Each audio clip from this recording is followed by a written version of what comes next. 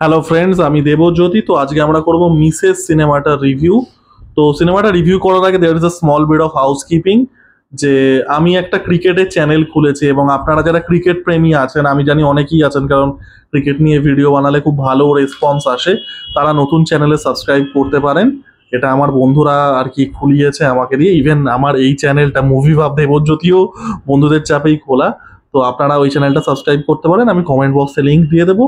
আর আপনারা আমার সাথে ফেসবুকেও কানেক্ট হতে পারেন, ওখানেও আমি কিন্তু ক্রিকেট সংক্রান্ত ভিডিও রেগুলার দিচ্ছি। এখন চ্যাম্পিয়ন্স ট্রফি, তারপর আইপিএল আসবে, আমি কিন্তু এখন রেগুলারলি ভিডিও দিতে থাকবো। So you can connect me on Facebook as well. তো যাই হোক, that is out of the way. এবার আমি আসবো হচ্ছে মিসেস সিনেমাটায়। মিসেস সিনেমাটা প্রচন্ড পরিমাণে পোলারাইজিং একটা রেসপন্স পাচ্ছে এবং সিনেমাটাকে নিয়ে একটা হিউজ কন্ট্রোভার্সিও হচ্ছে। দেখুন, যারা আমার রিভিউ দেখেছেন, যারা আমার চ্যানেল ফলো করেন, তারা জানেন আমি ন্যারেটিভ ভিত্তিক কথাবার্তা বলি না।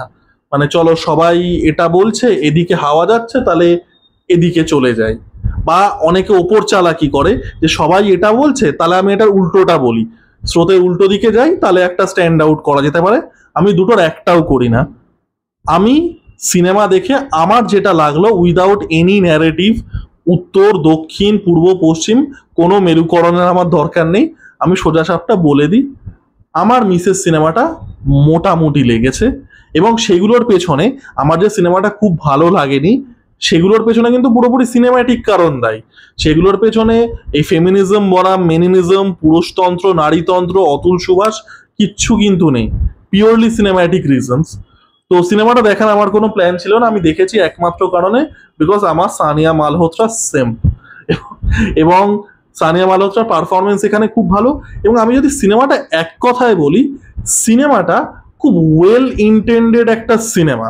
এবার আমি অরিজিনাল গ্রেট ইন্ডিয়ান কিচেন সিনেমাটা দেখিনি, তো আমার কোনো পয়েন্ট অফ রেফারেন্স নেই। এই সিনেমাটা আমার দেখে মনে হলো, এই সিনেমাটা যে মেসেজটা দিতে চেয়েছে বা এটার যে মানে ইন্টেনশনটা, সেটা খুব পিওর ছিল, সেটা খুব ভালো, সেটা খুব নোবেল। বাট সিনেমাটা কোথাও গিয়ে সেই মেসেজটা, অ্যাটলিস্ট আমার কাছে, আমি অ্যাজ আ দর্শকের কাছে কিন্তু মানে সেই মেসেজটা সঠিকভাবে এসে পৌঁছাচ্ছে না।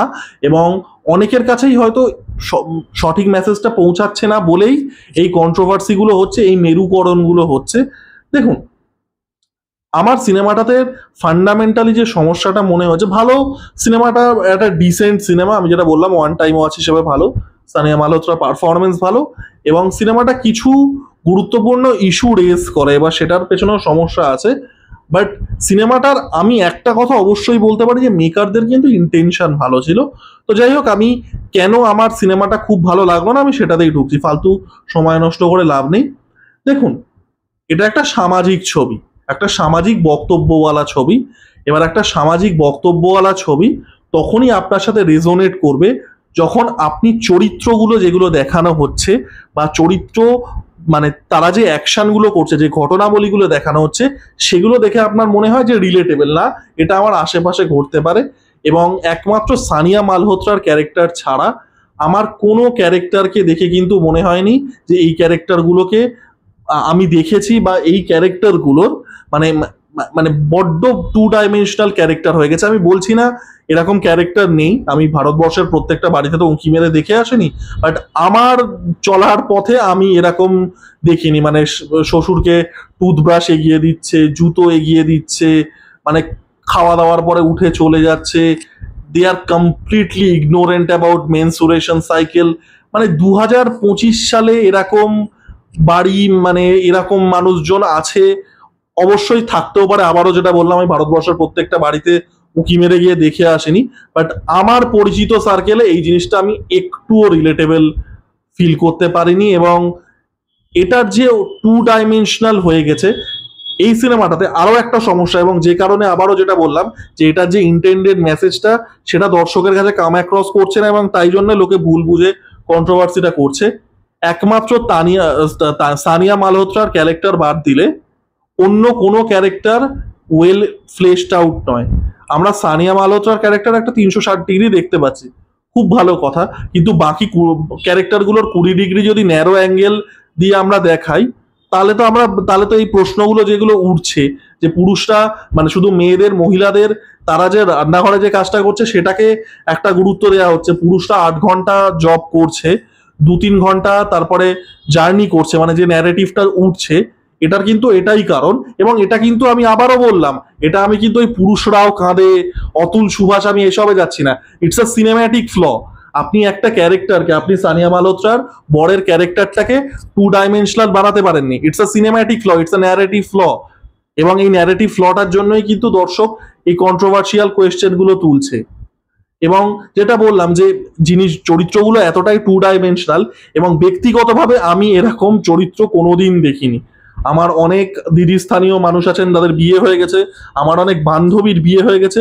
ট্রাস্ট মি, যে ফ্যামিলিটা দেখানো হয়েছে সেই ফ্যামিলিটা আমার কাছে টোটালি এলিয়েন। তো আমার কাছে যে মেসেজটা ছিল সেই মেসেজটা ইম্পর্টেন্ট, এবং সেই মেসেজটা দেওয়ার প্রচেষ্টা খুব আর্নেস্টলি করা হয়েছে, সেটা কাম অ্যাক্রস করা হয়নি। এবং এটা এই কারণে কিন্তু কন্ট্রোভার্সিটা হচ্ছে। দ্বিতীয়ত আমার যেটা মনে হয়, সিনেমাটা না বড্ড বেশি এক পেশে।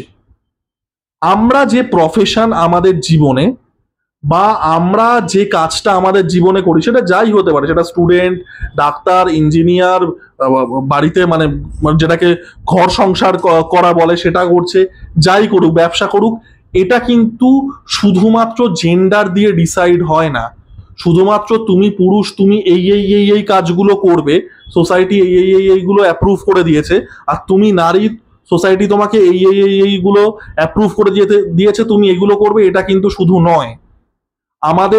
আমরা যে প্রফেশন গুলো চয়েস করি সেটার পেছনে ভীষণভাবে আমাদের আর্থ সামাজিক পরিস্থিতি কিন্তু দায়ী। আমি একটা উদাহরণ দিচ্ছি, আমার মা খুব ভালো গান গাইতে পারতেন, ইভেন এখনো পারেন। আমার মা কেন গানের কেরিয়ার পারসুট করতে পারেননি?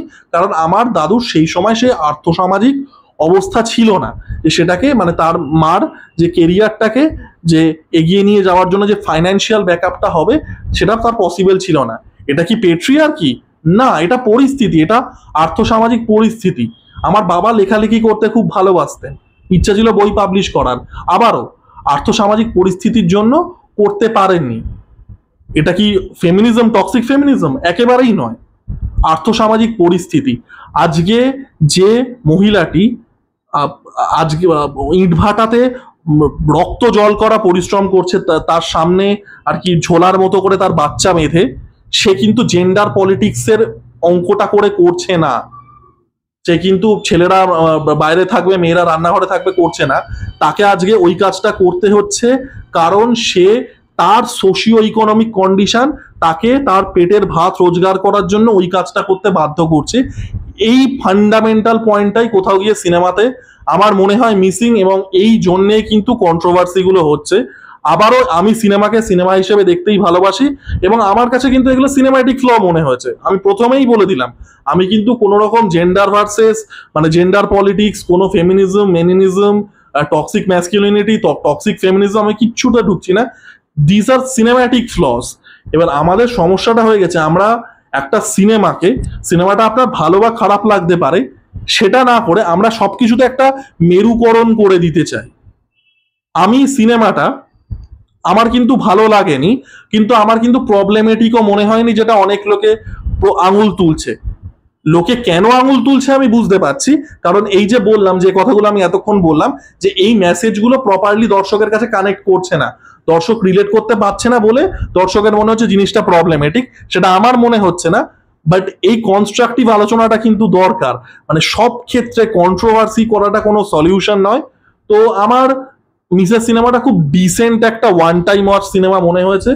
খুব ভালো যে লেগেছে আমার তা না, একমাত্র সানিয়া মালহোত্রা, হুজ আমার বিগ সিম্প অফ, আবারও বললাম, সেটা বাদ দিলে। তো আপনাদের সিনেমাটা কেমন লেগেছে জানাবেন, এবং যুক্তিযুক্তভাবে কমেন্ট করবেন। কোন রকম আমি বা আমার বক্তব্যটা রেখেছি, আশা করব আপনাদের থেকেও আমি কিন্তু একটা কনস্ট্রাকটিভ বক্তব্য পাবো। এই টক্সিক মেসকিউলিনিটি, টক্সিক ফেমিনিটি এইসব যেন মানে কমেন্টে দয়া করে করবেন না। টাটা।